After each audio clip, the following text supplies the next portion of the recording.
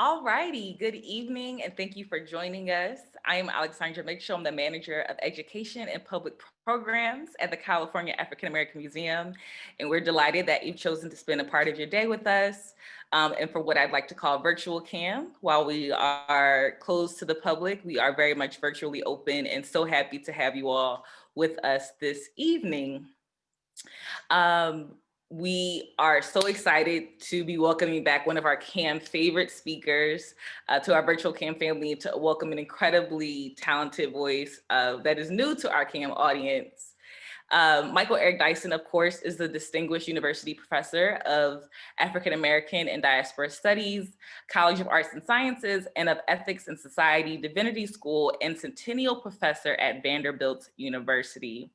He is one of America's premier public intellectuals and the author of 7 New York Times bestsellers, a contributing opinion writer for the New York Times. Dr. Dyson is the recipient, a 2-time recipient actually, of the NAACP Image Award and the 2020 Langston Hughes Festival Medallion. Former President Barack Obama, our forever president who we love, has noted, everybody who speaks after Michael Eric Dyson pales in comparison.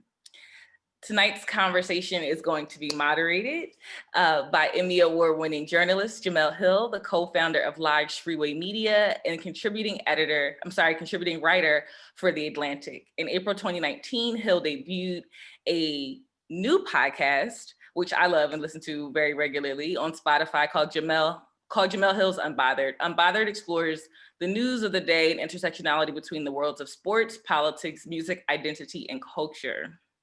She is the co-host of the popular Vice television show Stick to Sports with Carrie Champion. Tonight, we are, of course, here to celebrate Dr. Dyson's latest work, building on his 2017 bestsellers, Tears We Cannot Stop, A Sermon to White America. Michael Eric Dyson's new book, A Long Time Coming, Reckoning with Race in America, grapples with the cultural and social forces that have shaped our nation in the brutal crucible of race.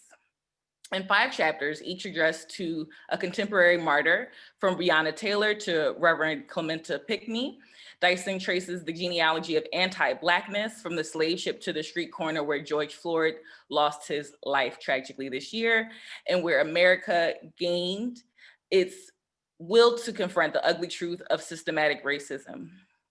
Tonight, of course, we're discussing that book. The book is available via SON Books online. We hope that you support them and purchase the book. It's really incredible. We invite you to use the question and answer feature at the bottom of your screen to engage both Professor Dyson and Jemele in conversation this evening. And with that, I'll turn it over to Jemele. Thank you, Alexsandra, for that wonderful introduction. And I'm so pleased, as I often am, to be here with my brother, because you forgot the most important part of his bio is that he's from Detroit, right? We're both from the D, so that's right. So 313 is fully in the building. And just so those who haven't gotten to look at it, this is his book, Long Time Coming, which we're going to take a deep dive into right here. So it's a pleasure, Dr. Dyson, to be with you this evening. I want to start with, I think, was a format that I have to be honest, did surprise me a little bit, even though I've read many of your other works. I know you always, considering you have written so many bestsellers, that you're always searching for a new way to reach people. So I am just curious, what made you choose the format of writing a letter, a very detailed letter? I feel like just calling it a letter almost isn't enough, to many of the martyrs, both present and past, that have kind of shaped the conditioning of how we think about the Black existence. Like, why choose this format? Right. Well, first of all, I want to say I'm so grateful to have one of the foremost journalists in the world and one of the bravest and most courageous voices in behalf of not only journalism, but our people, and representing the D, Detroit's finest up in here. What up, though? So I'm glad. I thought your first question was going to be, how did the undoing turn out the way that it did? But I just finished it last night, dude. Don't get me started. I don't want to derail this whole conversation. So let me start. They tricked us, and it was brilliant. Okay, it was. I was like, yeah, I won't even get into it to people. That's right. I don't want to give it away to those who haven't seen it yet, but y'all need to go check out The Undoing. It's off I the agree. hook. But I wanted to choose an epistolary form, a letter form, because I wanted to write to the people, not just about them. You know, I didn't want to further exploit them for book sales or, you know, objectify them any further. I wanted to commune with them because the irony is that they weren't known until they were dead to most of us. That in their death, we gathered life from them. We derived a sense of more intimate connection to our history because of the martyrdom that they experienced. And so I said, I want to talk to them. I want to commune with them, not in a kind of loosey-goosey spiritualist way, but in a kind of racial reckoning ourselves among our own community. And I wanted to talk to them. And by talking to them, speaking to them, you know, when you go visit your loved ones who've passed on in a graveyard or in a mausoleum or wherever they are buried, you have an imagined conversation with them and speak to them. They don't really hear you, but it's good for the soul to act as if they do. And I wanted to collectively bring America to the point where we're talking to these souls, these spirits, these human beings who gave up their lives for the purpose of furthering our own. Now, most of them didn't intentionally do so. They weren't martyrs in the sense that I'm going to live my life in a way that potentially I could be harmed. Maybe Reverend Clementa Pinckney, but even as a minister, and I've been one for 41 years now, you don't usually think that being a minister will cost you your life. Yes, go and die with Christ, so to speak, but you don't think that's going to be a literal thing. But with the exception of Reverend Pinckney, most of these figures, from Emmett Till to Breonna Taylor, had no intent, no design, no purpose, no will that they would surrender their lives. So I wanted especially to thank them, but also to write in the aftermath of their death so that we could communicate to the world just how powerful and how significant their deaths and, of course, their lives were. What I love about it is that you connected all of their deaths to a condition that we have all experienced or we all know. Like with Breonna Taylor, for example, connecting that to the idea of theft, white theft, right? And how Black bodies have been robbed and how her life itself was stolen. And for that matter, being able to dig into slavery and to, sort of understand what has been lost here beyond just loss of life, the loss of a lot of things. How did you come up with this particular group to illustrate what is our overall condition, both presently and historically? Yeah, thank you for that. That helps me understand what the heck I was doing. That gave me for real. That gave me some new insight in terms of connecting, right? Of course, I'm writing about white theft and I'm connecting Breonna Taylor to it, but to think about it thematically, weaving itself throughout history, how we've lost so much and how each of these individuals represents an aspect of our history. And that helped me choose them, by the way. Yes, most of them are recent, except for Emmett Till, are recent ancestors, but each one of them brought a theme to bear. Black Death with Emmett Till and illuminating Ahmaud Arbery. The Blue Plague, which is the fierce onslaught of assault by police people, both with Eric Garner, to whom the letter is written, but a lot about George Floyd. Thinking about, white theft in terms of Breonna Taylor, or Sandra Bland in terms of white comfort. When I think about those themes and ideas, those major arcs of history I wanted to talk about, I look to see who could fit in best. And I think Hadia Pendleton, to some, may be a surprise because she was killed by a young Black man. And I know we'll talk about that later. So I wanted to talk about cancel culture that I know we'll get into as well. So each one of these themes, each one of these ideas was matched up, so to speak, with a Black person whose martyrdom could illuminate that context. What made you decide to start with Emmett Till? Yeah, I wanted to start with him in the major part of the book. Of course, I start with, in the prelude, I start with Elijah McClain, but in the book proper, you're absolutely right. Mm-hmm. I start with Emmett Till because I wanted to root this in a well-known figure and to say, yeah, the rest of these folk are mostly recent, but this is how far it goes back. And I ain't even going back as far as I could.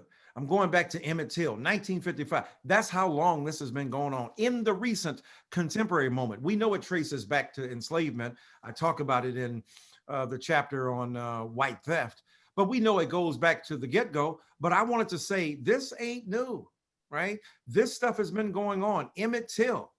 And I wanted to meditate on the fact that he has spoken to the ages, but we don't know what his voice sounds like. We don't even know the intimate details of his existence, the way his mother did. And I talk about, what would it have sounded like for him to go to church and go to school and hear him play? Some of those playmates may have known, but the rest of the world that has heard his voice amplified through history as a result of his death don't know those intimate details. So I wanted to begin there with the paradox of speaking to generations and yet not knowing what your voice sounded like. And this is the agony of Blackness. We are deprived of our voices, even as we speak to a broader constituency, a broader swath of history. And I wanted to start with him because I wanted to remind America that the agony of reckoning has gone on before. We said we were going to reckon with Black death and reckon with racism in the aftermath of Emmett Till's death. And in one sense, we did. An enormous civil rights movement poured out of that. Rosa Parks said that she was thinking about Emmett Till on that bus. It wasn't just that she was tired and her feet were tired and all that. Her soul was tired, but she was looking for the right opportunity to test the limits of segregation on on buses in Montgomery. So I wanted to talk about the importance of an Emmett Till, the importance of his memory, the importance of that sad and tragic death, and the importance of him being one of the first figures we didn't have to really broadcast the horrors of death through his body. We didn't have, Facebook back then, but we had Jet Magazine. Mm-hmm. And Jet Magazine was our social media of the day, media situated in the social condition of Black folk.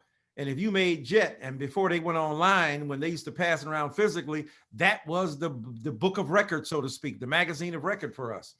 And so his mother said, no, I'm not going to close this casket. I want the world to understand the disfiguring intensity of white supremacy and what it does to pummel and beat up on Black people's faces and bodies and how it disfigures the nation. And so I wanted to begin there, rooting my commentary, rooting my reflection, rooting my letters in that Black death and that Black body. So the year that the National Historical African American Museum in DC opened, I was able to go to it because slight humble brag, I'm in the museum in the sports wing talking about Black quarterbacks and other things about sports. And I had successfully avoided that big photo of Emmett Till. I had actually never seen it until I got to the museum. And they have various trauma signs around the museum because you are going to experience some things and you're going through there. And that was the only part where I literally almost, I was this close to completely breaking down, because you go in there, you hear the actual funeral service, you hear his mother, and it is very difficult to get through that, but it's necessary. Right. Am I wrong to read it this way in reading your book and how you wrote this letter? It felt to me like it was an apology. Is that the right read on it? Not an apology necessarily for what happened to him, but an apology that after all these years and his death meaning what it did, that we're still kind of stuck in the same place. Absolutely. Absolutely. Directly so, deliberately so. To say to him, my brother, my dear son, our child, although he's old enough to be our grandfather by now, but we're sorry, frozen in time, right, in the amethyst of history, because of this heinous, outrageous, and tragic act. And yes, to say to him, I'm so sorry that after all these years, after all these decades, after all of these deaths, we are still not where we should be. And we should have learned after your death. So yes, an apology certainly to Emmett Till and all those victims of lynching, of castration, of rape, of murder, of harm, of trauma that have endured in their bodies a significant sacrifice, have given their lives for our greater freedom. And here we are still not having realized it, still not having lived up to that moral ambition. So yes, in a sense, it is definitely an apology to Emmett Till and those victims who lost their lives in the process of trying to live, but also because they dealt, like all of us deal with, white supremacy, social injustice, and the horrors of anti-Blackness. So for those out there who are watching, who may not know this, so I had Dr. Dyson on my podcast last year, and it was one of my most fun podcasts I've ever done because, of course, as always, you educated me, but we also argued, which was always great, right?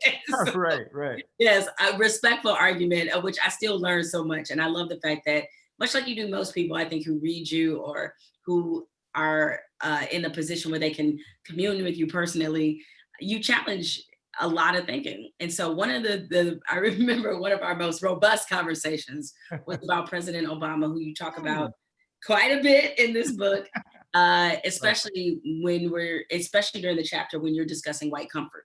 And not only what happened with Jeremiah Wright, but also with Henry Louis Gates. Right. As you know, President Obama has come out with a memoir recently, and he has now, this is the way I read on it, is that it's interesting because it feels like he's getting more pushback now from our community in particular than he did in office. And I'm not saying that's a bad thing, but it just feels that way, that now that people have had some time to think about it, digest it, they're hearing from him, they're just like, wait a minute, hold on. So as somebody who frankly was on this train a little earlier, okay? A little pioneer. A little bit of a pioneer. Like, you brought some things to the mainstream and to everybody's attention and said, okay, not taking away from the symbolism, not trying to question who he is. Right. But there are some things here that we need to discuss and perhaps he deserves a critique on. Right. What do you think of the pushback that the former president is receiving now, particularly in the context of how you specifically have criticized him in the past?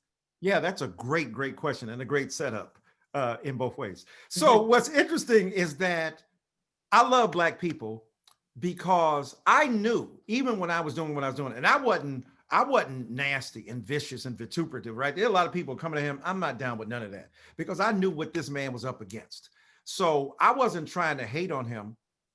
But the problem is a lot of Black people couldn't distinguish any pedigree, any spectrum, any continuum. Like, that's general criticism what Dyson is doing. It's principled. He's trying to hold this man to account as he said he wanted to be, right? All presidents say they want to be held to account, but then they get mad when you do. He ain't no different than nobody else, right?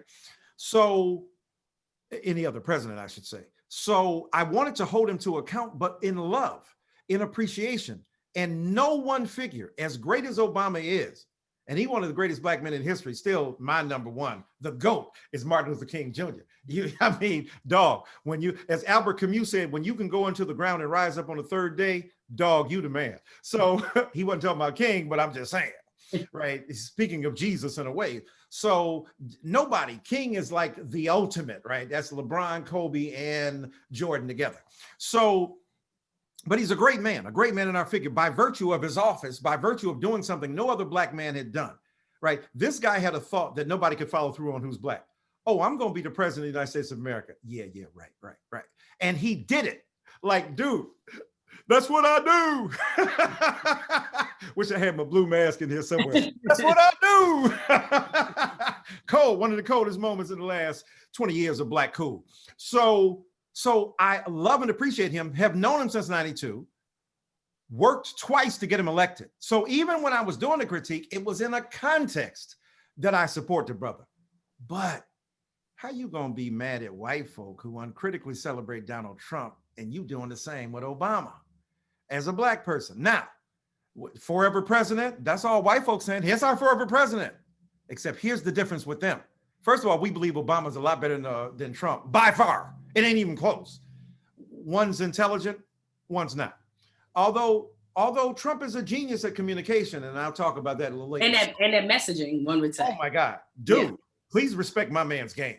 Yeah. Okay, my man's game is Trump tight. Oh, excuse me. So the thing is that you can't be mad at white folk and others who support Trump to no end And you doing the same thing with Obama, even though you believe your guy is better. That's the nature of it, right? And Black people, no matter what, you have to be very careful about criticizing Obama. And I took heat for that. I got a lot of pushback. A lot of prominent people who were Black didn't want to associate with me, wouldn't let me on their programs and stuff like that. I still, I'm from Detroit, so I'm a hustler, baby. When the members of the system ain't no telling. But anyway, so the thing is, I'm going to make it. But the point is, there was pushback.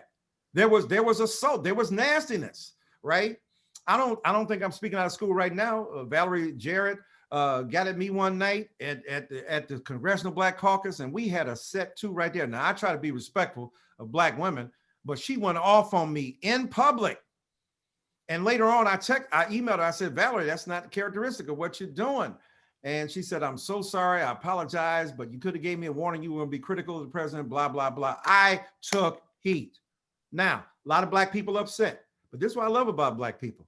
Now that he's out of office and it can't hurt him, now that what I think about him won't cause him anything or cause these white supremacists to potentially kill him, I can be a little bit more honest. And that's understandable. I don't hold that to Black people to account like, oh, you hypocrites. No, I understand now that he's out of office, you ready to go, nah, dog, that ain't really what it is.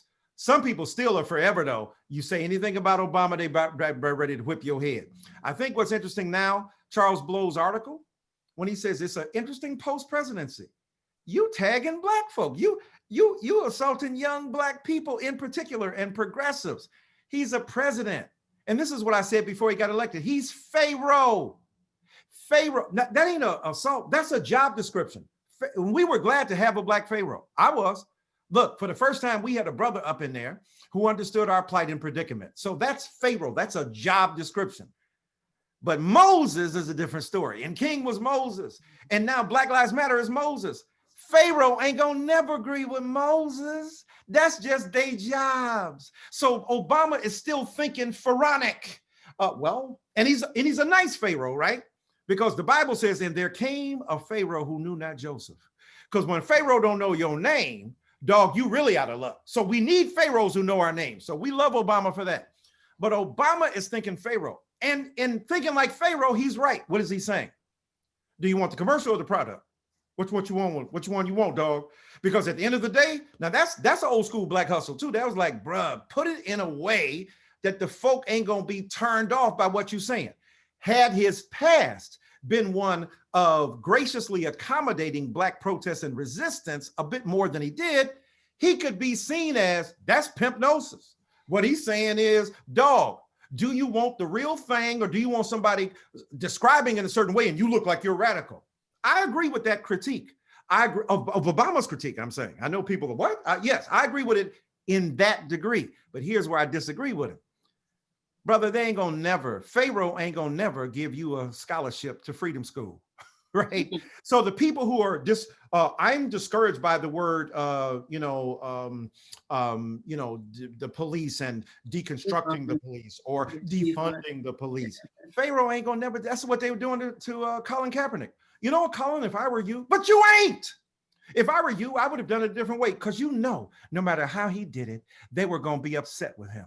And no matter how we ask to rethink and reimagine police, if we came up with, we'll call it hooky balooky. Hey, let's hooky balooky the police. Well, that's a neologism that is hard to understand. Okay, let's change the police. Why would you want to change them? They're perfect. Let's transform the police. Why would you want to transform them? As they are, right? No matter what you'd have said, they'd have been against it. So Obama's got to understand that. And also, I think, look, they didn't want to abolish slavery in the 1850s.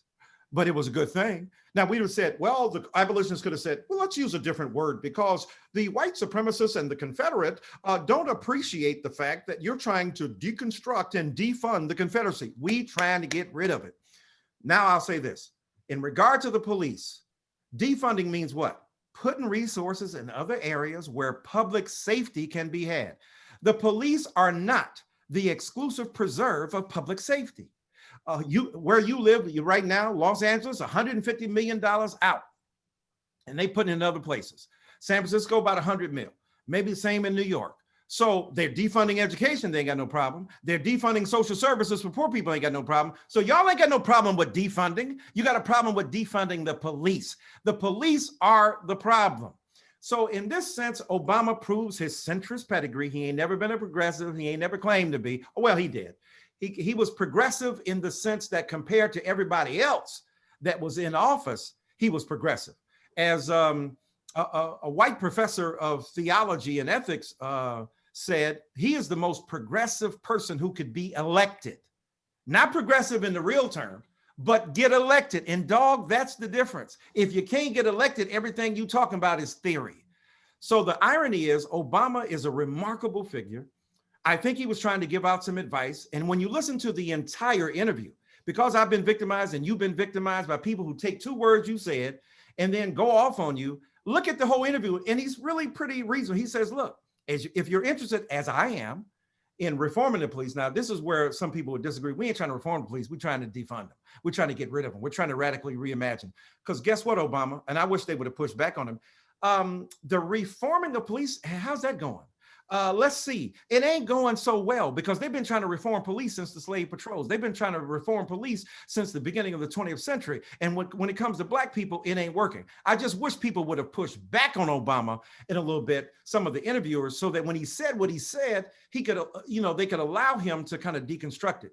So I think that at the end of the day, he's right to be criticized.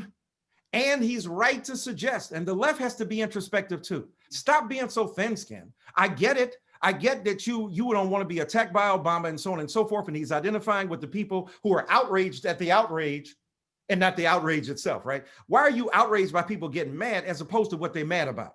And Obama didn't deal with that. On the other hand, there is something legitimate to be said by this.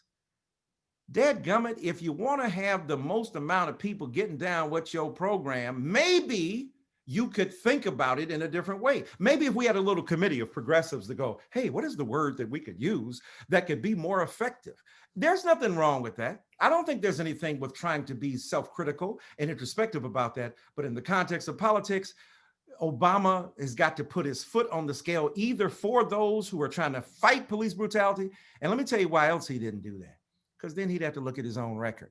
And Eric Holder was out way ahead of him on criminal justice reform. Obama was late to the game. Even Donald Trump was doing some stuff that Obama wasn't willing to do. We got to be honest about it. So I think at the end of the day, Obama's record is a bit more vulnerable. His own practices a bit more suspicious. And Black Lives Matter emerged only at the end of his presidency. Had they been there at the beginning, it'd have been interesting to see how much they would have gone up against him, because some of his ideals and practices were deeply and profoundly troubling to many of them. So it's a kind of balanced approach there. I appreciate Obama. I was pioneering in that kind of critique. At the same time, his point about using words in the best way possible to describe stuff that won't turn to most people off has some legitimacy too. It does. I will add this though. People, the one thing that I think isn't accounted for is like people don't really understand how the word came about. Like activists use different words than politicians. Absolutely. The activists have much more leeway to have more forceful language than politicians do. Absolutely. And despite the misinformation campaign and the fear mongering by the right, the Democrats never really adopted defund the police. That was not their thing, right? They were refunding the police big time. Exactly. And it's certainly in policy and action. They've never been about this. So this idea that they all are, just because you have a few that actually use the language, AOC or even Ilhan Omar, like these are very specific cities and groups that use it. And Minneapolis actually has tried to do this. So it's a little bit different, right? It looks different there. And so this idea that this was some kind of widespread democratic concept was a lie. It was started by activists, and they should be able to use that language. Absolutely, they should. And to explain what they mean. And Obama was saying, but when it comes to adopting it up in these spaces, let me give you some advice about it. And but it's interesting the blowback he's getting. He sold 900,000 the first day. He ain't worried about too much. I'm talking about 900,000 copies of his book. If I could sell that many with all my books together, 23 books I done wrote. If I could sell 1/10 of that dog, my man is killing the game. But at the same time, I think he needs to hear some of that blowback.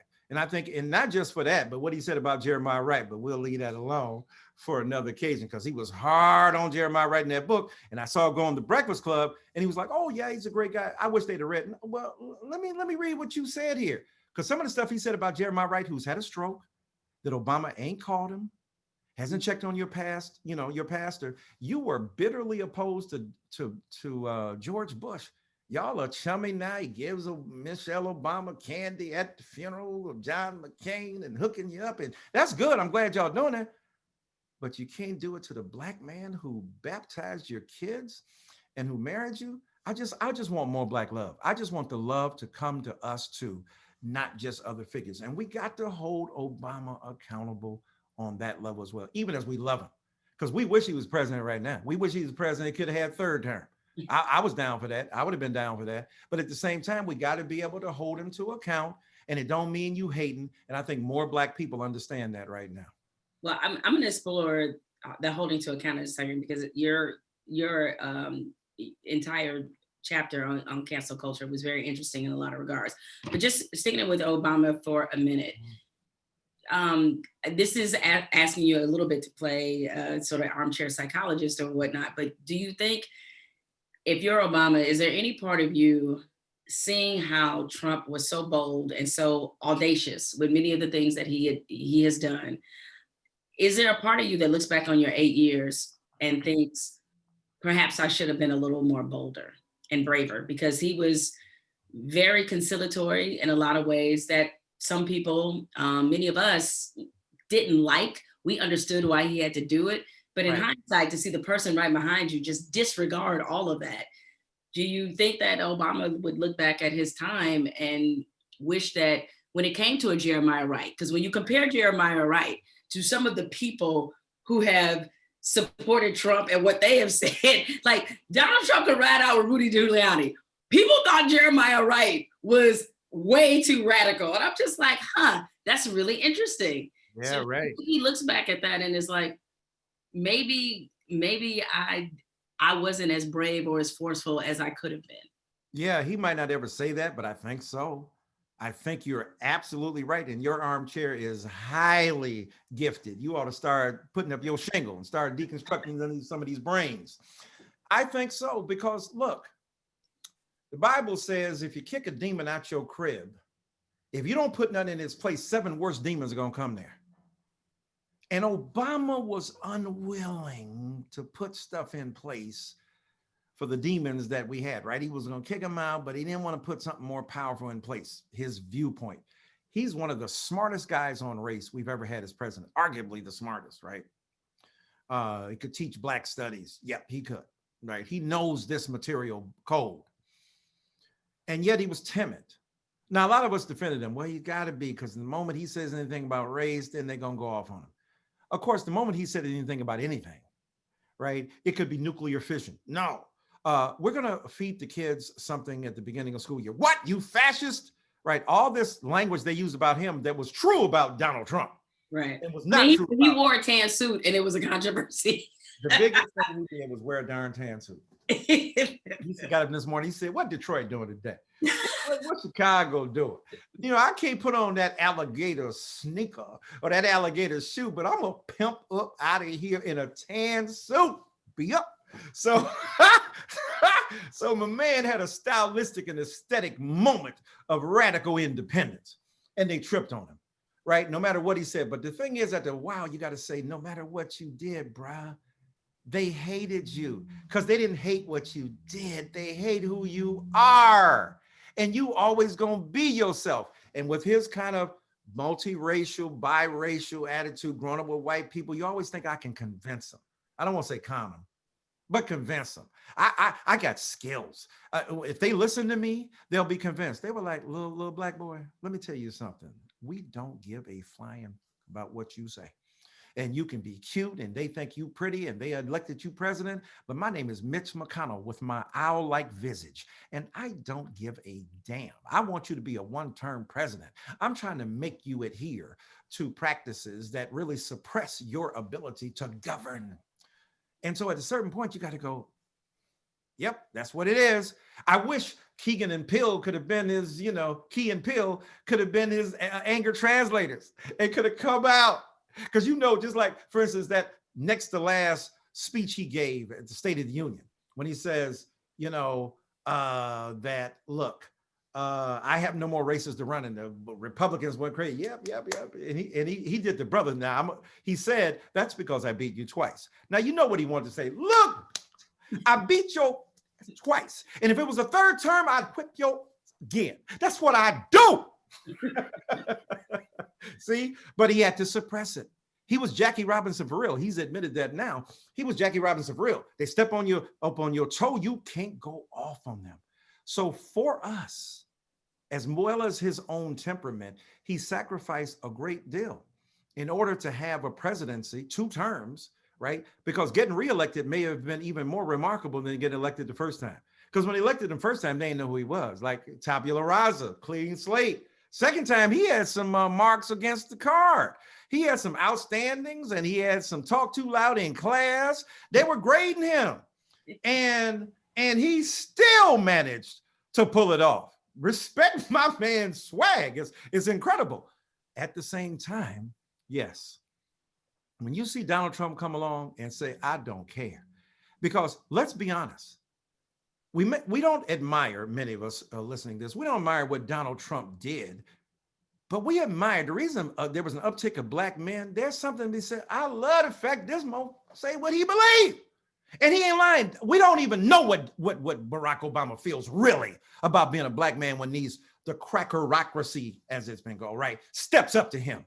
When I'm talking about the outrageous white bigots who are constitutive of an enormous cabal of bigots against him. We don't even know what he really, really, really thinks. We know what Donald Trump, I tell you what, you and your mama both can kiss mine, right? Black people, like at some level, you go like, well, damn, like, whoa. Now, if he had had some governing practice and if he had done something that was righteous, he could have gone down as one of the coldest presidents ever. I'm talking about Trump.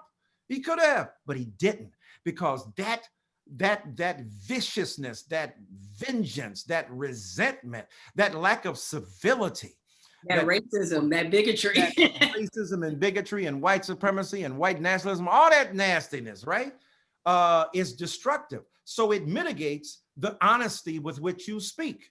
So it reminds us that civility makes a difference and the like. And I think Obama thinks, as much as I don't want to go to the extreme that Donald Trump did, but I could have done things a little differently. I could have been more forthcoming. I could have helped Black people more explicitly. I could have been more supportive of some of the issues that I know were right. When Obama came out as supporting gay marriage, do any of us really believe he had a conversion? I mean, for real? Like, are you serious? Like, dude, we know what you thought. I've come to think about it, and me and Michelle, now stop.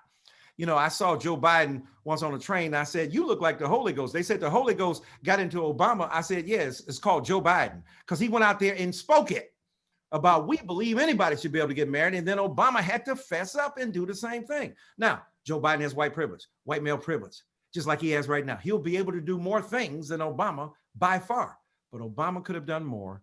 And I think he realizes now, whether he admits it or not, whether he says it or not, there's some things he could have done differently, even within the context of the limits that were imposed upon him.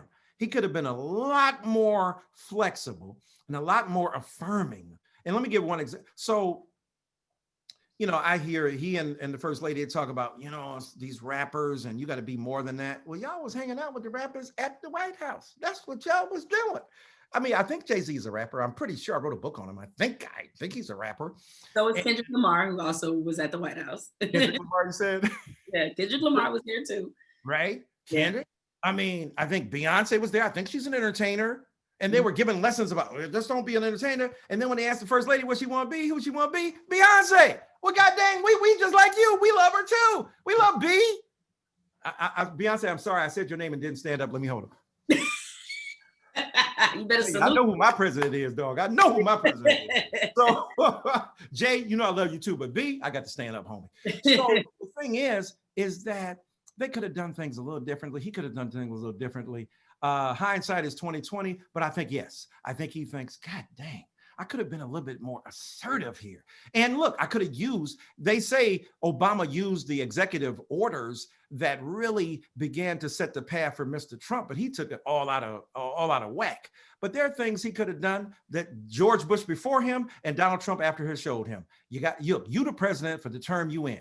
You the decider. What you do and what you say is what goes down, bruh. He was unwilling to do that because he was conscious of the fact that he's representing Black people and the first Black person, and therefore their eyes were much more intensely beaming on him, and he didn't have that kind of latitude. But yep, to answer your question, I think he does. What you just said, some of it reminded me of a criticism that Ta-Nehisi Coates has had about him as well. It's not a criticism as much as it is an observation, in that because of his mixed race heritage, I think there is a level of belief in white folks that he has. And also just by the nature of the fact that he decided to get into politics. Like, for most people, if you get into politics, you have to believe the system works. And a lot of us have given up on that belief a long time ago, but he has the faith in it, and he operates by that faith, and he operates by the ability that white folks their minds can be convinced and they can be changed. And many of us have said, you know what, we're kind of done with that whole exercise, right? And so sometimes some of the tension that can be between the former president and the Black community as a whole is built off the belief systems being just a little bit different. Neither one is wrong, but it's just the fact that he's operating on a different level. You know, no, you're absolutely right. And look, Martin Luther King Jr. believed America could change. I have a dream. But his daddy was a Black preacher from Georgia, and his mama, there, and they had a different experience that they passed on to him. And Obama was mostly reared by white folk, by his white grandpapa and grandmama, and his mother, whom he loved. His father was absent. So his values, his sensibilities, his expectations, and that's why he's harder on Negroes than he is on white folk, though. That's very interesting. You would think, being reared with white folk, you might have a more intimate acquaintance with not only their possibility, but also their flaws. Their F-ups better than most of us do too. You've seen them up close, but you're willing in public to excoriate Black people. Coates made this point earlier when he was with the Atlantic, not so much in his book, but he talks about Obama's talking down to Black people. That's all Jesse Jackson was saying. People act like Jesse Jackson was from Mars. Jesse Jackson was saying, stop talking ish to us, bruh. And when he said he wanted to sever his package, he wasn't being literal. That's a polite way to put that. His severed package as he left his job. He was just trying to say, bruh, stop the assault upon Black people and playing to the white galleries. So yeah, there's some internal dimensions of tension that are generated by what your inheritance is, who you see at your crib, who you're comfortable with, and who you grow up with. Now, a lot of Black people look at Obama and say, but we're confused because you wasn't gonna pass for white, homie. You darker than somebody. He darker than me. And I'm a light-skinned Negro, right? And the thing is, but it's not your skin, it's in your brain, it's in your consciousness. It's what has shaped you. It's knowing what your heritage is. And at that level, I think that had a profound impact on Obama. So speaking of, you talked about him being harder on Black folks. I think, and I'm biased, I think your best chapter in Long Time Coming is the chapter of Hadaya Pendleton. And because it's so complex, it's so nuanced, and it leaves you with a sense of both awareness and discomfort. And I love chapters in books that are like that.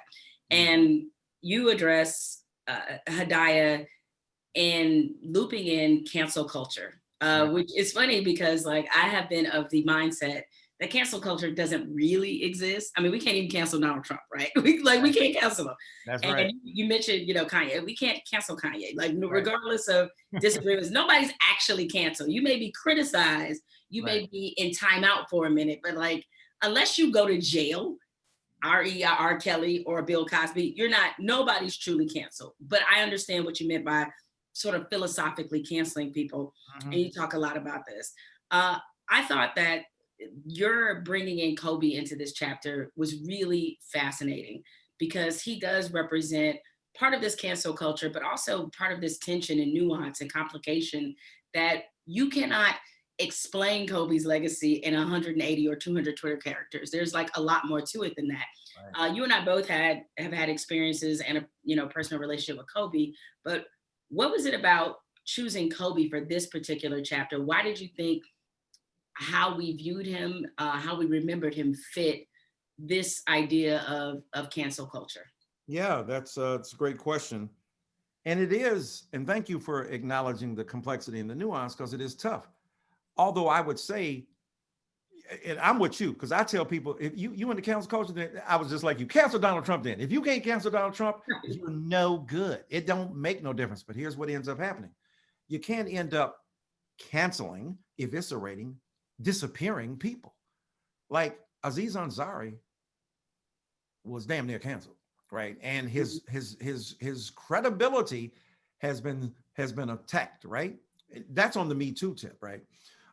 Because we lack spectrum, we lack continuum, and it's even difficult to talk about it. Well, I'm scared right now. Like, look, somebody gonna come back from my past, like, Negro, let me tell you what you did. You was trying to holler, look, and so on. So we're all afraid.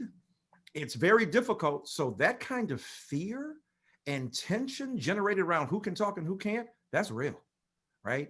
And even though you might, and I've seen people lose careers over what I felt were unjust practices. And look, it's the lynch mob. It's no better than with Emmett Till. They said, you said something to a white woman? Oh, we got something for you, right? It's the digital lynch mob. Cancel culture to me is using your resources. And look, the brilliance of Black Twitter, what does that mean? Jay-Z said, you ain't getting checks when Jack gets checks, so it ain't really Black Twitter. Although ontologically and metaphysically, metaphorically, symbolically, yeah, it's Black Twitter because we congregate there and we do stuff with it. But I've seen Black people cancel folk and they had to uncancel them. They canceled Whitney Houston. You ain't Black enough. You don't talk Black enough. You don't sing Black enough. Oh shit, you Blacker than most. Oh, that was pre-social media. That's right. That was pre-social media. But you're right. They did try. My God, they tried to wipe that woman out. And then on social media, most of it is lateral. You ain't killing people with power, even though when you do that without justice, it's not right. I would rather take my chances on a rickety, broke down justice system that says can I testify? Can I have witnesses? Because what you saying is bull crap. Cancel culture ain't got no, you get a witness too. You're wrong. We hate you. You did a deleterious thing and we've got it in for you. My God, no nuance, no complications. So the reason I think Kobe Bryant represented that, and look, Kobe Bryant was worth $600 million when he died, won an Oscar. But at the end of his life, before he died, people had protested his appearing as a judge on a panel to determine what film would win an award, and he basically got canceled on that. He got put out. He said, this makes me more determined to be diverse, but had he lived, it would have been interesting to see what the consequences were to his life. The reason I think he is revealing, because he shows how difficult it is. 24 years old, 19-year-old girl accused of rape. We take that seriously. We don't take it as seriously. We didn't take it as seriously then as we do now because of Me Too, because we see that women have been viciously assaulted, attacked, demonized, stigmatized, and the like. But we judge that against another history that we seem to forget. Black men were accused of raping white women, and you got the lynch mob. And the lynch mob digitally, of course, is different than the lynch mob physically, but it operates. Wait a minute, can we go to court? Now, courts are imperfect. Kobe was on his track to go to court. Nate Parker actually went to court. Let's get real uncomfortable. Nate Parker in 1999 in Pennsylvania, which was not known to favor Black men, as a wrestler, and went to court, he and another co-defendant, and actually was acquitted of those charges. Now, whatever people might think, because the killer of Medgar Evers was acquitted too. So I know it doesn't mean it's perfect, right? We know that courts get things wrong, but he went through a trial, not a kangaroo court like with the killer of Emmett Till. And then they admit right after it and get paid $4,000 from Look or Life magazine and tell what they did to kill this boy. So he actually Nate Parker went to an actual court, and it's uncomfortable because Black men have also been charged with rape in a certain way. And Kobe Bryant had to use every bit of his fame and his visibility to put up a legitimate fight to defend himself against the word of a white woman, because the word of a white woman has meant everything in history. So that's complicated. Yes, Black men have raped white women. Yes. Black men have been wrong to white women. Yes. White women have also charged Black men with rape and it didn't occur. Yes. That's the convergence in Kobe Bryant, as it was we saw in O.J. Simpson. So when you have that complicated history, Kobe to me was a test case, and Gayle King's asking the question and then being subject herself to cancel culture. And ask Gayle if it exists. She ain't been canceled, but she was assaulted verbally. She was threatened.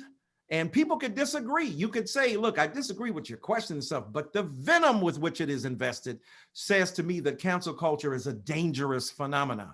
Kobe Bryant was a complicated, nuanced case where white women have accused Black women of rape, men of rape, that Black men have used their power to escape responsibility, and that at the same time, I read once, I remember when the Kobe case was going on, that they were talking about if he were to be convicted of chemically castrating him, right? I mean, the stakes were real. And then to see Kobe that morning, the reason I put him in, this is very uncomfortable as well.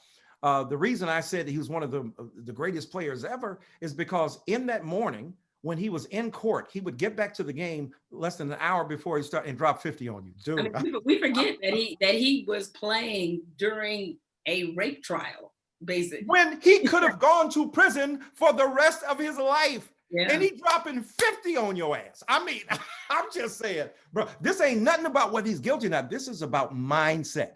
That's when the Black Mamba was created, was in. And I told him, I said, bro, they said, they said that they did a study of you, that if you had not been a basketball player, you had been a serial killer. He was like, I don't know about serial killer, but shoot out. I do what I do. So the thing is, of course, that it is enormously complicated. And I don't want to dismiss people. You see what happened. Evan Rachel Wood said Kobe Bryant was a great ball player, but he also was a rapist. Wait a minute, not Miss Wood. He was accused. This is where cancel culture is so deleterious. He was accused of rape. He was not convicted.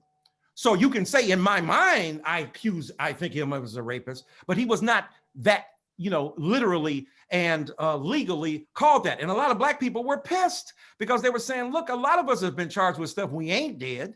So why is it that you're holding to that account? And the woman who wrote for the Washington Post, who also posted the story about Kobe. The attempts at cancel culture are real. And those who are powerless exercise their power in fundamentally sometimes just fashion and in sometimes fundamentally unjust fashion. And this is why, if you have no adjudicative process, going to court, your defense and a defense lawyer and one who's a prosecutor and going through evidence and can this be let in and can this not be let in, as wickedly inefficient as that is sometimes, it is still better than somebody on an internet unleashing a rumor about you and destroying your whole career. And careers, by the way, have been destroyed that way. And it's not always, as you brilliantly point out, it ain't always the powerful.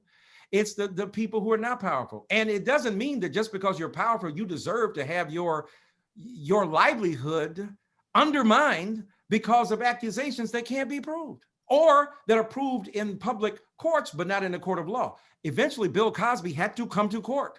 Yes, he was brought to bear. Yes, he was brought down. Yes, because of the releasing of information that legally was questionable about the deposition, but he had his day in court. Look at OJ. Or we couldn't get your butt on murder, or we gonna get you for stealing your own stuff. 9 years? You're serving 9 years for something somebody else would have got. But remember, that wasn't his original sentence. His original sentence was more than that. I mean, come on. It was way more than that. It was like, yes. Yeah. So this stuff is more complicated, and we don't want to have the complicated decision.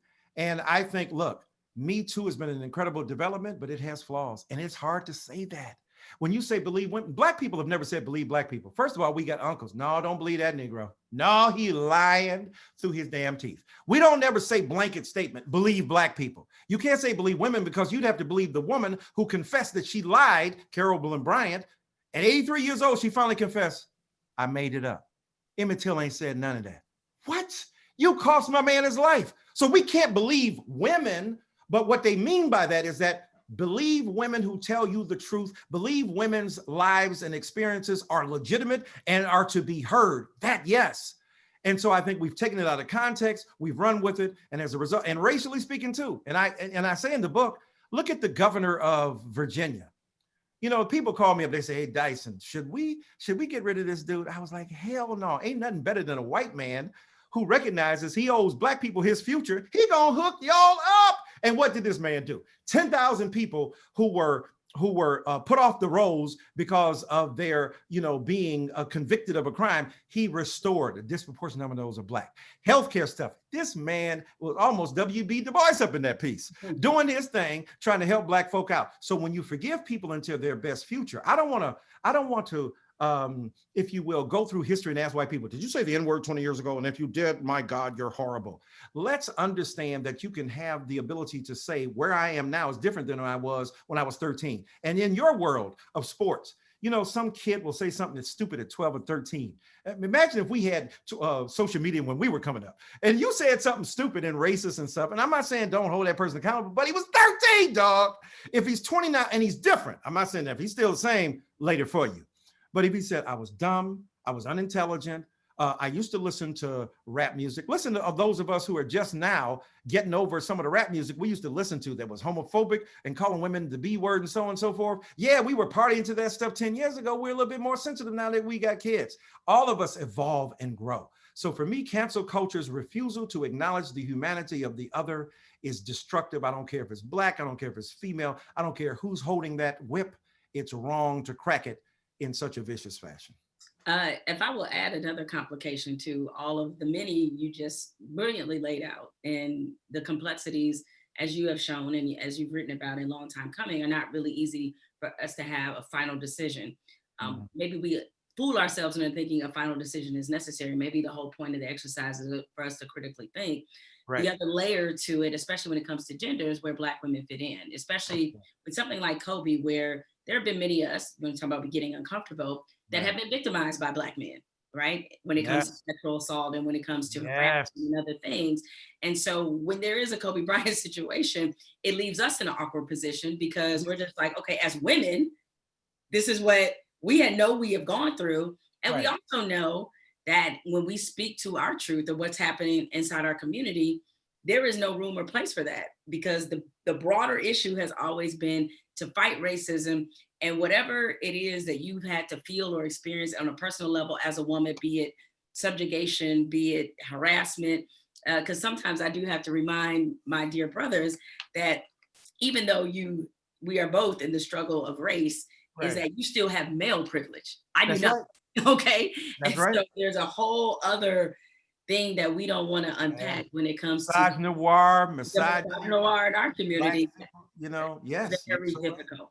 Now, all that being said, one of the other things that you wrote about Kobe, and it's something that I struggle with too, so I really want to get your insight. Thanks for the shout out, because you allude to when I checked him. When Kobe Bryant, when I wrote the piece about him for the Atlantic, I had to think and consider all these things, but our relationship actually started from a point of contention, because I was very disappointed in him when he made some very tone deaf comments about Trayvon Martin. You were too. And what I love about the phrase that you used, you said you reached out to Kobe about his comments about Trayvon, and you used the word lovingly but firmly. You firmly disagreed with him. In our age of outrage culture, how do you accomplish that, particularly if you're talking about people in our culture that looks like that, because it looks like us? This is something I struggle with. I don't know often how to criticize Black people, to be honest. Right. And so can you please illuminate what that looks like when you are lovingly but firmly in this age of where we know that if we're criticized too much, we will pay a much different penalty than others? That's right. And that's what, in the beginning, right where you ended, is where Black women have often been. Because Black women go, I know you're an asshole because you treated me like one. And I don't doubt that you would have done this to somebody else, but the problem is the consequences for you might be your life.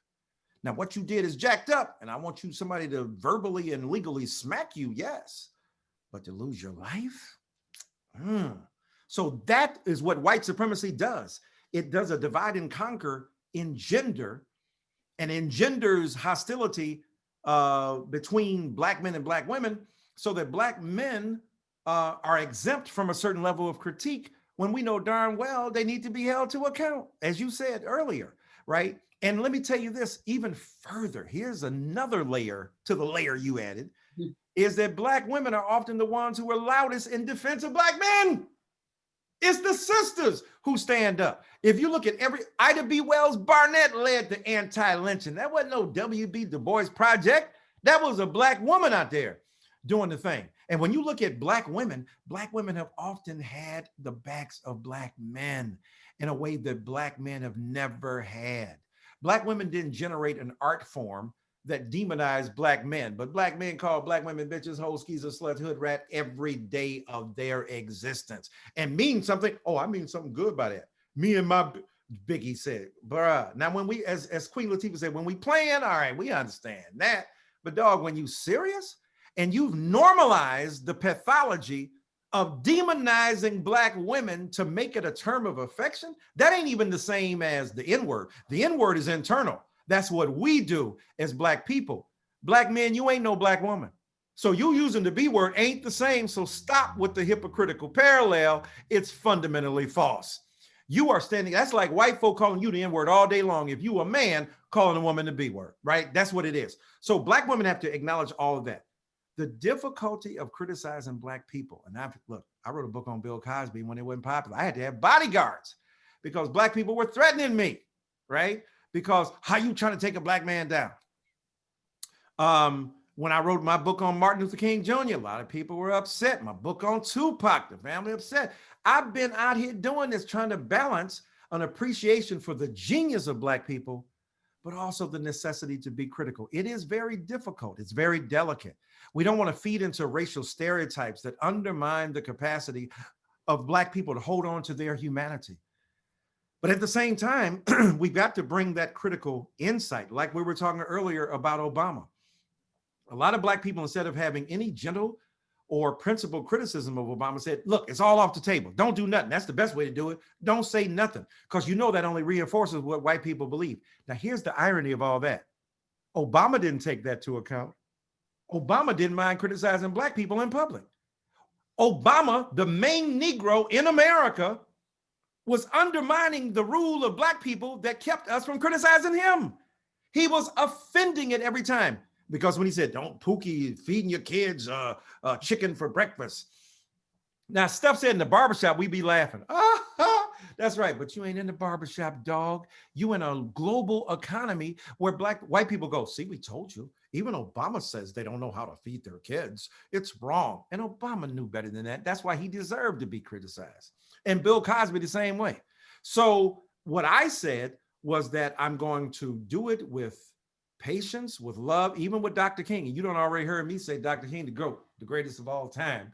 But in my footnotes, that's where I buried them. I buried some of the unsavory elements of Dr. King that are going to come out when them FBI tapes are released. And trust and believe, when the FBI tapes come on Dr. King, you can go back to my book, because I done already dealt with him, and I still said he's the greatest, even after hearing all that stuff. But to learn how to lovingly but firmly criticize Black folk means we take into account, with an asterisk, how this will look and be read by white people who are looking at this to try to justify their illegitimate and stereotypical assaults upon Black people. So figure that into your critique. In fact, push back on white people who said, look, this ain't to reinforce what you're doing. However, or as James Brown would say, howsoever, there are still legitimate points of contention to be had. And in a public space, we must make them. You know, when Black people say, don't do that in public, do it among Black people. I don't know about you, but the last time I wasn't invited to the real Black meeting with all the Negroes, because there ain't never been one. Damn it. Talking about going to the cookout. Ain't no cookout. There are cookouts everywhere. They ain't one. And some cookouts are against other cookouts. So the point is, it's a metaphor, and I get it. I'm being facetious to a degree, but there is no Black meeting to be held. So now the public, right? We can't even have our churches to ourselves. The reason Jeremiah Wright got jacked up is because the it was always public, right? You could always order Jeremiah Wright's tapes, but they didn't mean anything to white folk until it was to be used against Obama. And so our Black public sphere was always rendered private because of white supremacy and the lack of curiosity. And they didn't want to know what we were doing. It's not that we were hiding it. So I think Black people have to use the Black public to articulate a principle of grievance against some Black expressions that need to be held to account in order to preserve our integrity and decency. And we do so with full recognition that we don't want to further undermine you. But at the same time, if you're undermining the community, we have to hold you to account. This is why R. Kelly didn't get held to account for so long. This is why Bill Cosby didn't get held to account for so long. This is why some people didn't want to even hold Barack Obama to account. Now, they've been holding Jemele Hill to account. They've been holding Eric Dyson to account. I see people trying to cancel you. I'm like, Jemele Hill? Do you know who Jemele Hill is? Do you know what she went to bat for? Do you know what she stood up for? But some ignorant Negroes, and I do mean ignorant Negroes, on Twitter with a Twitter handle coming at you hard, and you mostly and generously and graciously dispatch them. You don't give them what you could give them. That's loving and firm critique by withholding. That's omission. And there are some commissions. The balance is acknowledging the historic context of white supremacy, what damages can be done to Black people, but at the same time, insisting that out of full moral maturity, we hold each other to account. And let me end by saying this. Sometimes when you back a person up against the wall, the only way out is through your ass. And so you don't want to do that. You want to provide opportunities for redemption and restoration and to say, yes, I messed up. This is why I despise cancel culture. There is no, you know what, you're right. What you said I did, but give me a chance to get better. The great T.D. Jakes, the first sermon I ever heard him preach, I was turning my television down in North Carolina, and he was still down in West Virginia, local preacher. And he said, you might have done what they said you did, but you're not who they say you are. I said, man, that ain't no regular Negro right there now. That ain't no regular preacher. He said, you might have done what they said you did, but you're not who they say you are. And that's why we can't believe in cancel culture. And that's why we have to have acknowledgement and restoration. And I'm gonna tell you the ultimate reason why I believe in forgiveness, because I want more of it myself. I remember going to pick up this preacher, a very famous preacher, William Augustus Jones, one of the most famous preachers in Black America, twice named by Ebony Magazine as one of the 15 greatest Black preachers. And 1980 was my responsibility to pick him up and bring him to the church where I was an assistant. And he had a deep, deep voice. You know, they said about the Southern Baptist preacher, Carlisle Martyr, he had a voice like God, but only deeper. So, a young man, and he would preach, he would sound like a lion. They sit after sundown at supper, wondering who's going to be the big shot in the kingdom of God. Then with the crisis swelling to bewildering proportions, with the shepherd about to be slain and the sheep about to be scattered, with Gethsemane beckoning and Calvary calling. I mean, no notes, spitting pure poetry, right? Genius. And I went to pick him up and I was like, oh my God, Dr. Jones. He said, young man, he says, it's easier as a young preacher to damn the heap pile of humanity than it is to get in there and help them become what they need to be. He said, the older I get, the more I preach about grace. And then he paused. He said, I suppose because I need more of it myself. Man, and that's what I'm saying. That's all I'm saying. That's a word right there. So we have a few questions that we want to kind of power through before we have to wrap this up that I'll rattle off at you. The first one is interesting and something I wondered myself. This is from, I think, Aldrich.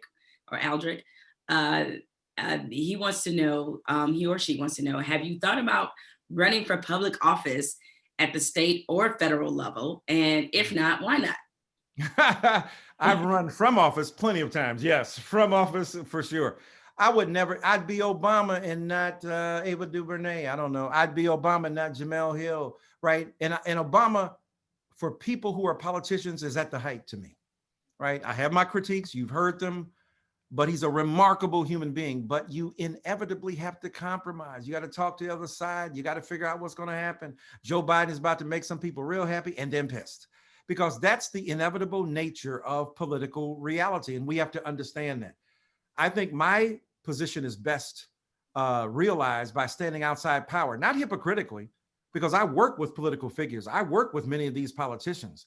But I believe my independent assessment and analysis allows me to maintain a certain kind of integrity and a certain kind of perspective that allows me to weigh in, be honest about what I feel, help the people in office as much as I can, but also hold them to account at the same time. So I think that's my gift. You don't want me being no president. I'd be worse than Trump, man. I'd be like, yo, all y'all, all the Negroes free next day.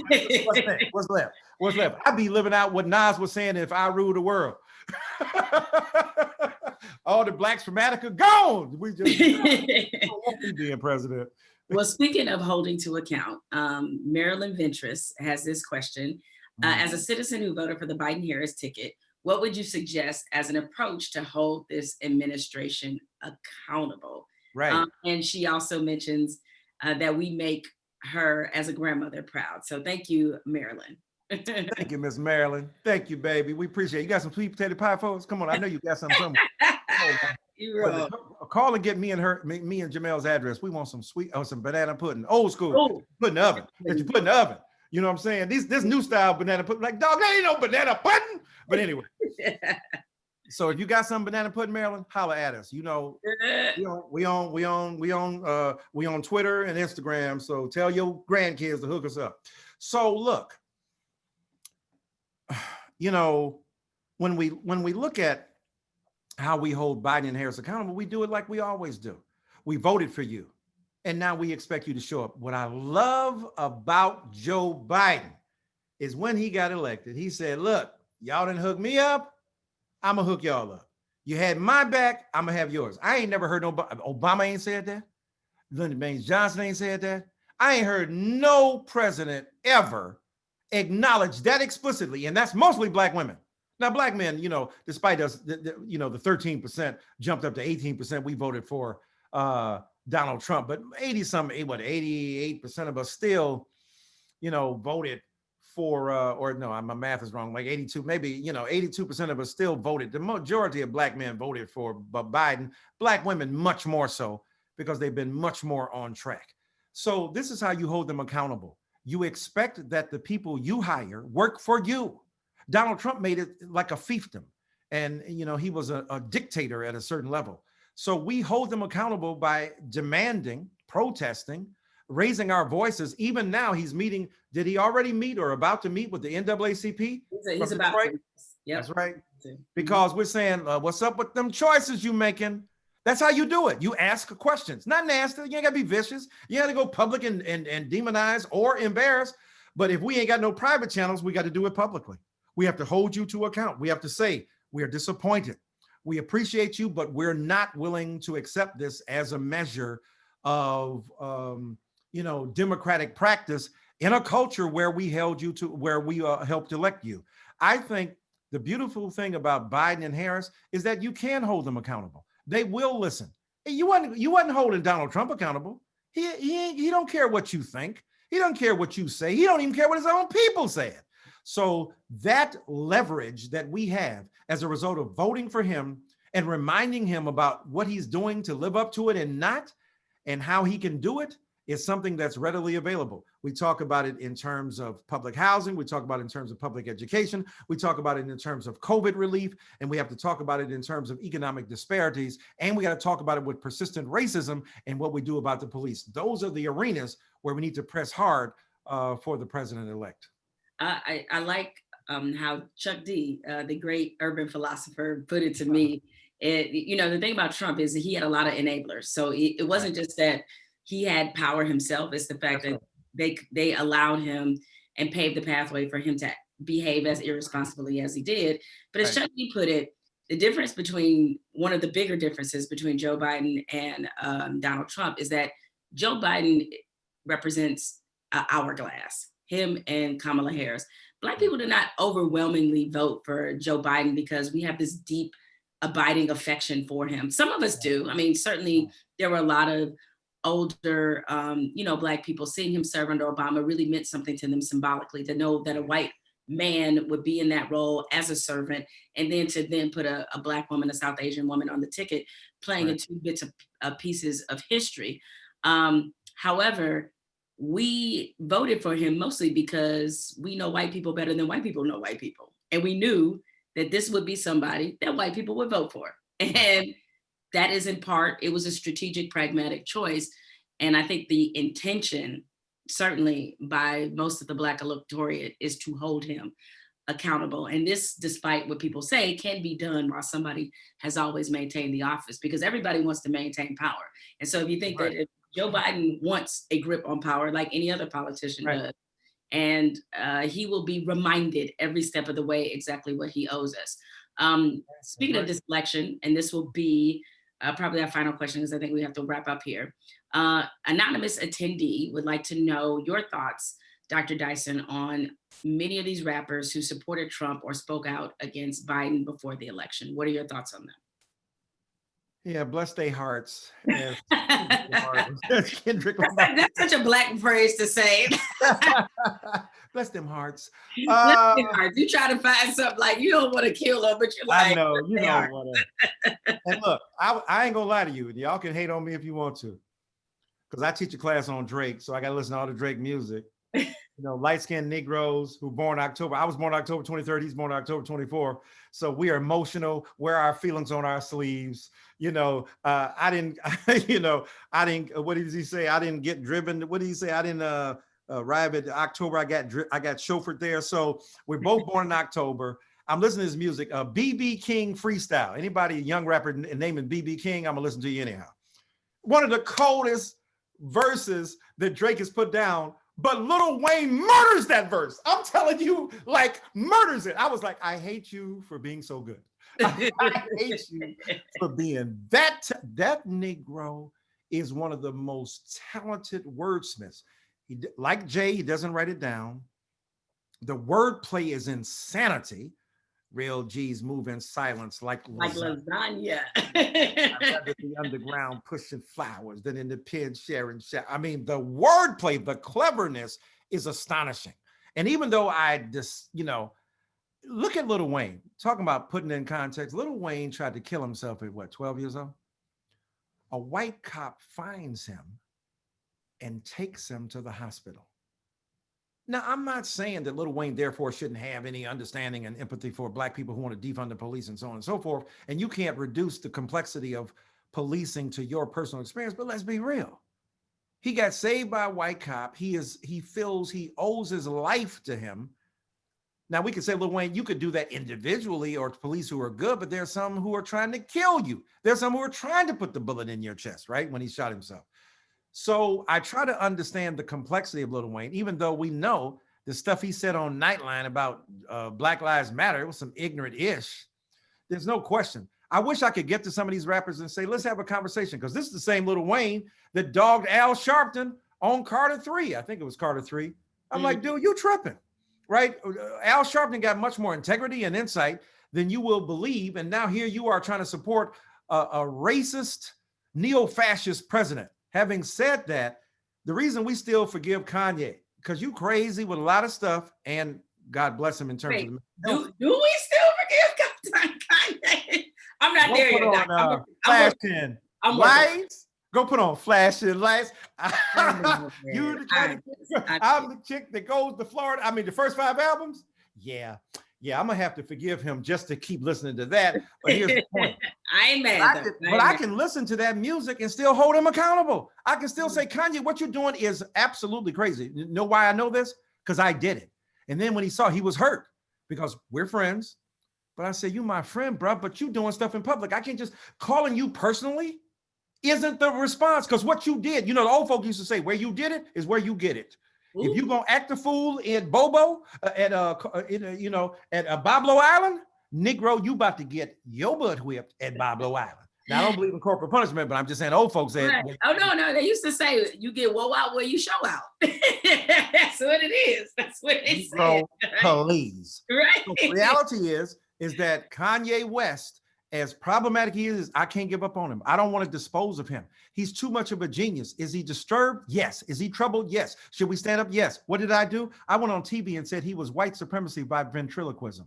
Oh, I know that hurt, because that's a cold phrase. I might as well be on a rap album myself, dropping bars. So I said, this is white supremacy through ventriloquism. His black mouth is moving, but white supremacist ideals are coming forth.